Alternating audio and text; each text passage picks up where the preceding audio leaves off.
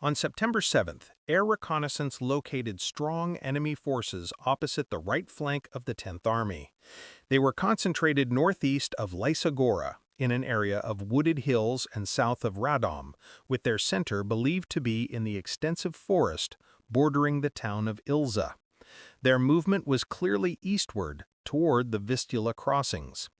General von Reichenau issued orders for an encirclement operation as follows. The 14th Army Corps was to push forward past Radom toward the Vistula at Deblin to cut off the north.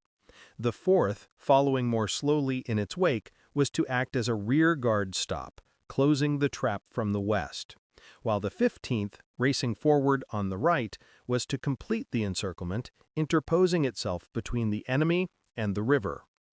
Early the next morning, Lieutenant General Kunzen, commanding the 3rd Light Division, sent out from Ostrowitz the Ditfurth Combat Group to reconnoiter Ilza and Radom.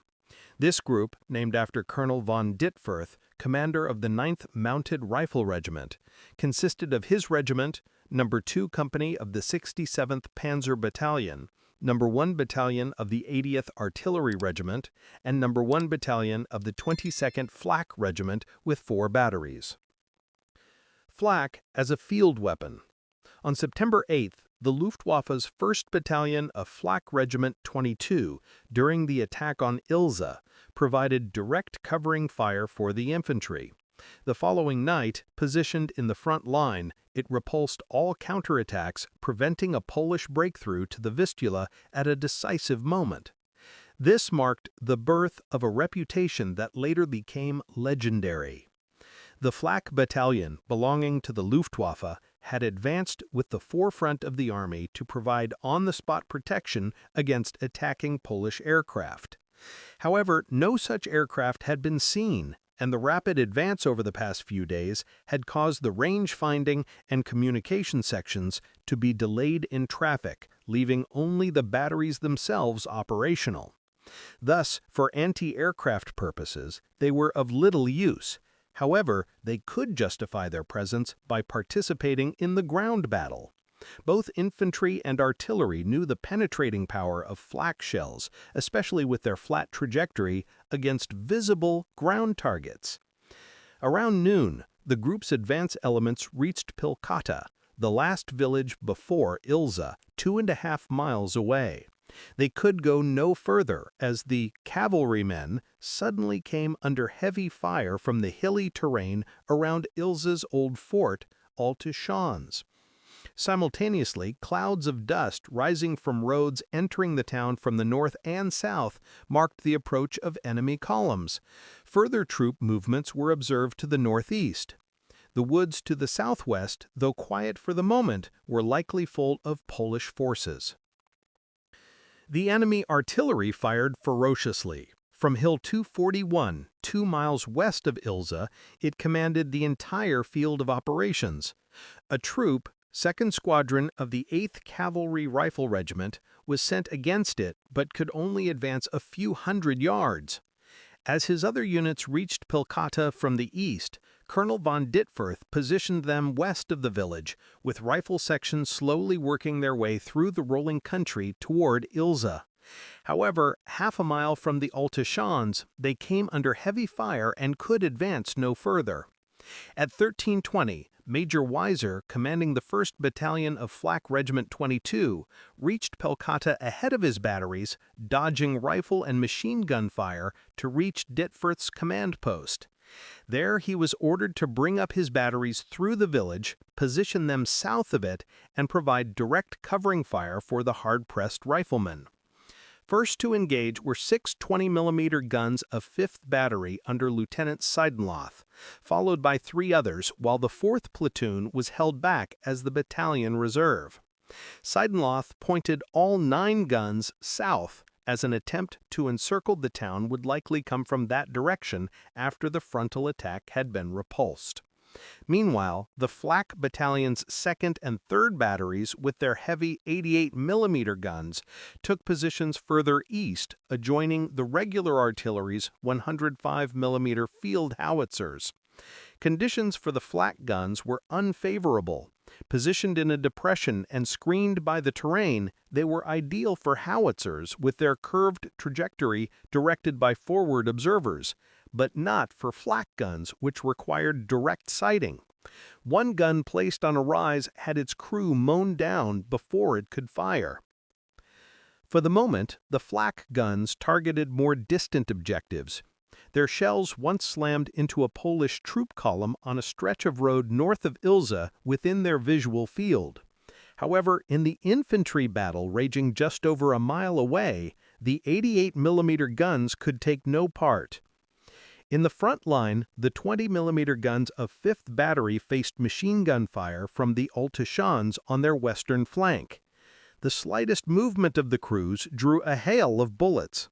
Eventually, their position became untenable. Captain Roller, the battery commander, ordered the 3rd Platoon to be dragged out of the line of fire from Polish mortars and anti-tank guns. This was accomplished, and the 3 guns took up a new staggered position, which proved advantageous during the night battle. At 1800, the German infantry and flak guns faced the first Polish counterattack from the south, supported by artillery, tanks, and flamethrowers. If the Poles felt strong enough to attack in daylight, their actions after dark were a concern. Right among the Germans' most advanced positions, just 800 yards from the Ultischans, was Hill 246, where German artillery spotters crouched. During the afternoon, they had identified a string of enemy machine gun and anti-tank posts that could not be targeted by their own artillery or the Luftwaffe's 20mm flak guns in their current positions. The cry went up, "Put a flak gun on Hill 246." Obediently, the crew of 5th Battery's No. 3 gun, led by section leader Moreschott, manhandled his weapon onto a knoll just behind the vital hill. But its field of fire was still limited. So the bombardiers rushed his 1,600-weight gun down the slope, attempting to use momentum to carry it up Hill 246. Halfway up, it stuck. Observation officers ran down, and with their help, the gun was forced just short of the summit. With everything ready and magazines loaded, Gunner Kanaisi lined up his target using the observer's telescope and took his seat. Choosing the moment the Poles were reloading their nearest machine gun, officers and men pushed the gun to the pinnacle, and it opened fire. 40 shots were fired directly into the target. Almost immediately, Kanaisi and his gun were pulled back behind the hill, just in time, as seconds later the summit was lashed with fire. This performance was repeated 8 times, each time silencing an enemy machine gun or anti-tank post to the cheers of the troopers pinned down in the undulating scrubland. Finally, Kanaisi targeted a tall watchtower rising above the Ultischans, from which several heavy machine guns commanded a vast area. In 4 bursts, he fired 80 high-explosive shells at the loopholes and platform. The machine guns were silenced, but the tower stood. As the missiles could only scratch it, it would soon be manned again.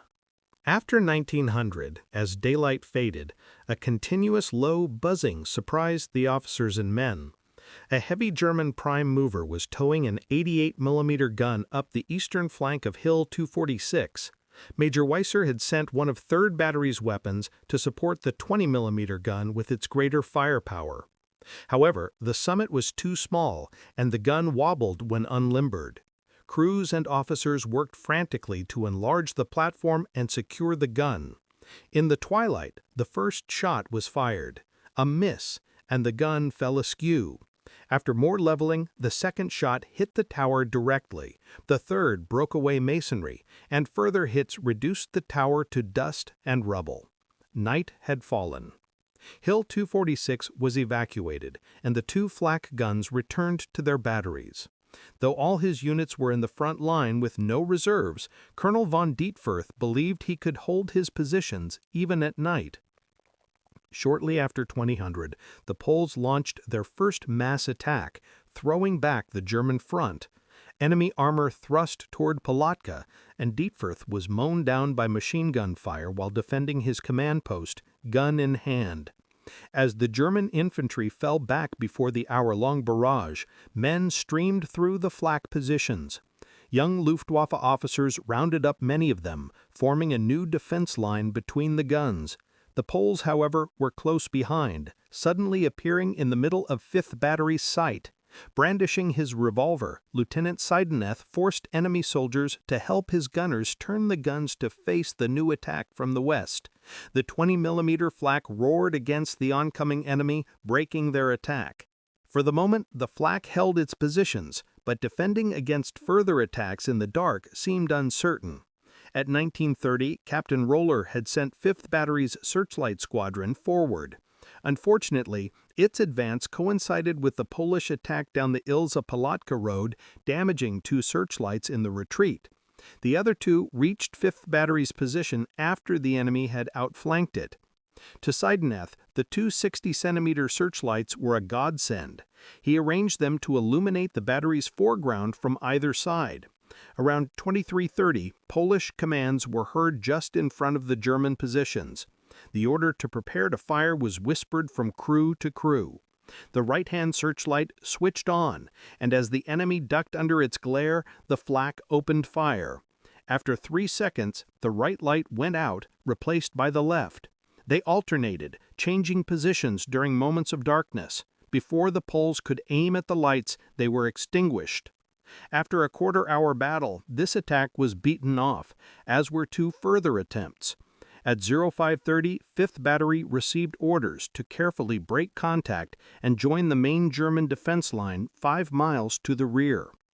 Meanwhile, the 88mm batteries, numbers 2 and 3 of Flak Regiment 22, had been overtaken by events.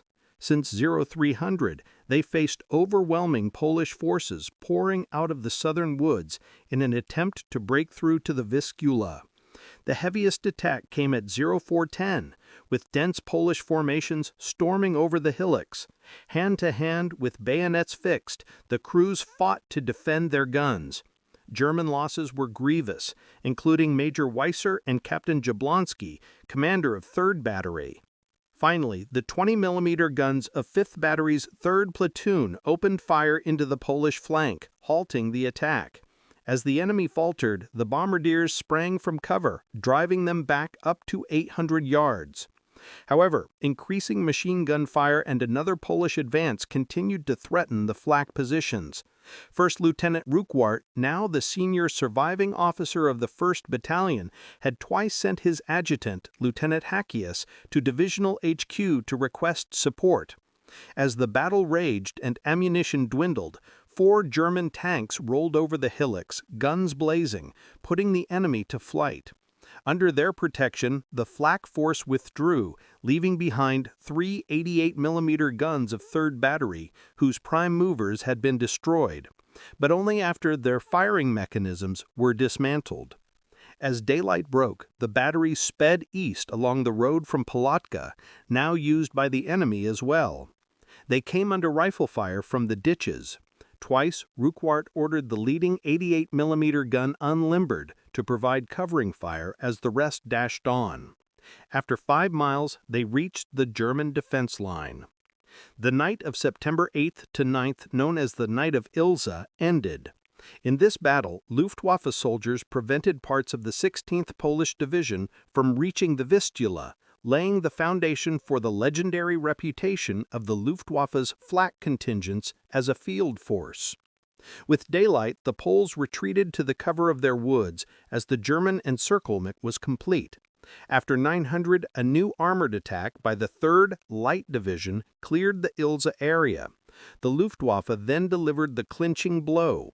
Richthofen's force, excluding the Henschels, dived on the half-dozen surrounded Polish divisions south of Radom. Flying low, they targeted troops on roads, tracks, and in villages. Quote, "With their white crosses on their backs, the tanks showed us the way. Wherever they went, we came across throngs of Polish troops, against which our 100-pound fragmentation bombs were deadly. Then we went almost down to the deck, firing our machine guns. The confusion was indescribable." End quote. On September 9th, Richthofen sent over 150 Stukas along with single and twin-engine fighters repeatedly against the surrounded Polish divisions. On the ground, the pincers tightened relentlessly. On September 13th, the last Polish units in the Ilza woods surrendered. The Rotham encirclement, however, was of secondary significance. The war's focus had shifted to the approaches to Warsaw. On September 7th, the 16th Army Corps' two panzer divisions broke through the enemy's last defenses on either side of Poyot-Kro. On the next day, the 1st reached the Vistula at Gora Kalvadia, the 4th reached a main road northeast of Tomaszów with a sign reading "To Warsaw, 125 kilometers." The Luftwaffe's bombing of railways, stations, and trains paid dividends, preventing Polish reinforcements from countering the German armored spearhead. On the afternoon of September 8th, supported by the Henschel squadrons of Leysin Grade II, the 4th Panzer Division reached Warsaw's periphery. At 500, General von Reichenau ordered the open city to be taken by a coup de main. On the next morning, the 4th Air Force's bombers and dive bombers were poised to attack Warsaw's military key points if it was defended. The Luftwaffe was ready, but the question remained, would the Poles turn their capital into a battlefield?